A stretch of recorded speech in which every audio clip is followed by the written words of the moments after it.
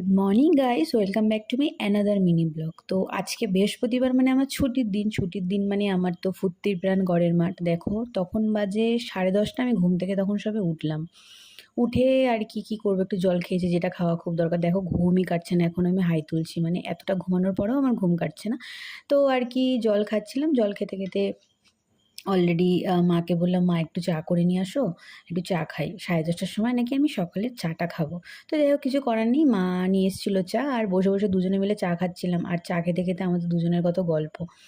মা বলছে আবার, আমি এত কথা বলছি, সব তো তোর ভিডিওতে উঠে যাবে। আমি বলছি, না না, তুমি বলো, কোনো সমস্যা নেই। কত গল্প হয় কি, অফিসে বেরোনোর সময় চা খাই ঠিকই মা বাবার সাথে বসে, কিন্তু এতটা গল্প করার সময় থাকে না। আজকে ততটা গল্প করার সময় রয়েছে।